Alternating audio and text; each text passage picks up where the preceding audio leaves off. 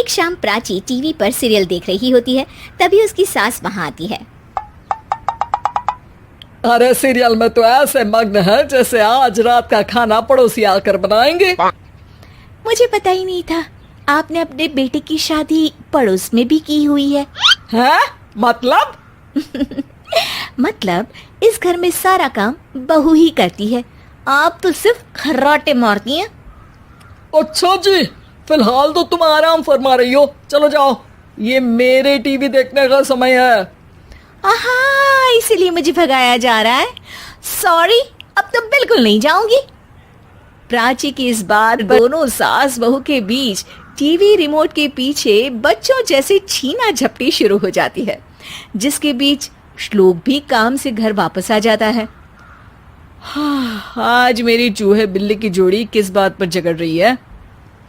अरे तेरे बीवी मुझे टीवी ही नहीं देखने दे रही।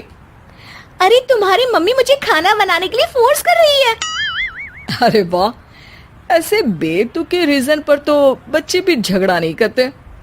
अरे मुझे कुछ मत बोल, सब इसने ही शुरू किया है। हाँ हाँ, जैसे आप तो बहुत दूध की धूली है ना। अरे बस, दोनों चुप। प्राची जाओ, खाने की तैयारी करो।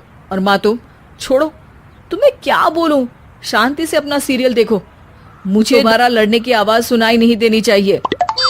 ऐसा बोलकर श्लोक वहां से चला जाता है, जिसके पीछे पीछे प्राची भी कुछ न कुछ बड़बड़ाते हुए रसोई में चली जाती है। हाँ हाँ, सासू जी को तो कुछ बोलेंगे ही नहीं, बस मुझ पर ही हुक्म चलता है, खाना बनाओ, जैसे मैं इनके घर में खाना बनाने के लिए आई हूँ।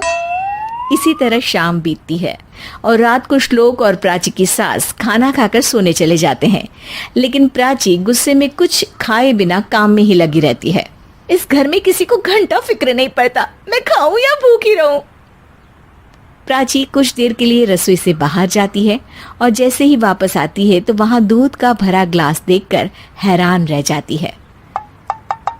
फिक्र पूरी है, बस दिखाना नहीं। प्राची दूध पीकर सोने चली जाती है और अगली सुबह एक बार फिर सास बहू का कार्टून नेटवर्क स्टार्ट हो जाता है।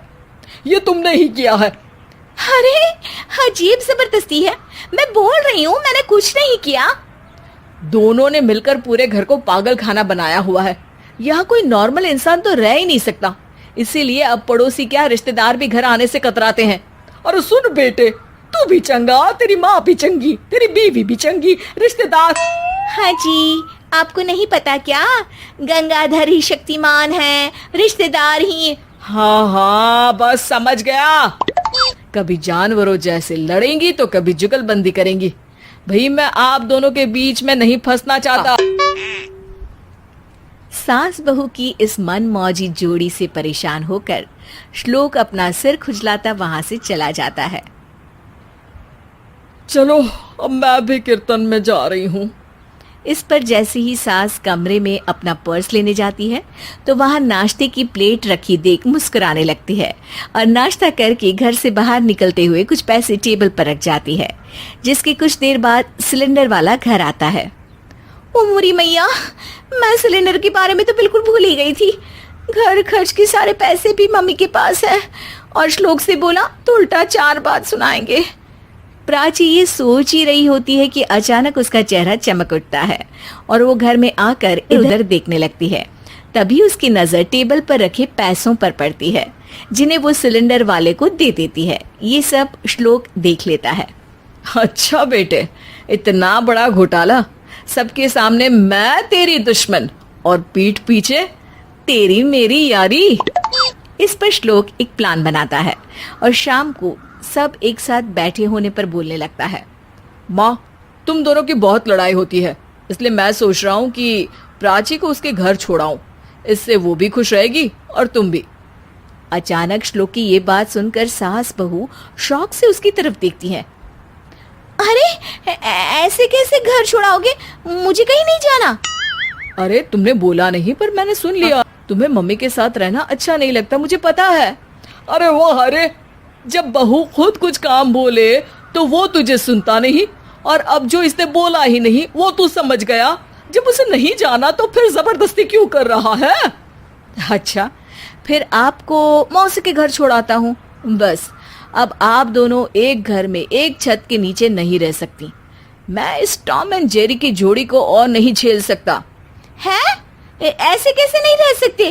तुम्हें इतनी दिक्कत है तो तुम्हारा बोरिया बिस्तर पैक कर देती हूँ, लेकिन मम्मी जी कहीं नहीं जाएंगी। बिल्कुल यही सुनना था मुझे। अगर दोनों में इतना ही प्यार है फिर हर वक्त ये लड़ाई का नाटक क्यों करती हो? देखा मैंने कैसे माँ किचन में दूध रखती है और तुम उनके लिए कमरे में नाश्ता रखती हो, और कैसे वो पहले ही तुम्हारी दिक्कत समझकर घर में पैसे रखकर बाहर जाती है। अरे भाई, इतना ड्रामा तो डेली सोप में भी नहीं होता जितना तुम दोनों ने इस घर में फैलाया हुआ है। तू हमें टॉम एंड जेरी बोलता है ना, तो याद कर वो दोनों भी एक दूसरे को बाहर वालों की बुरी नजर से बचाने के लिए हमेशा सबके सामने लड़ते थे, लेकिन अकेले में दिक्कत के समय मदद भी तो करते थे।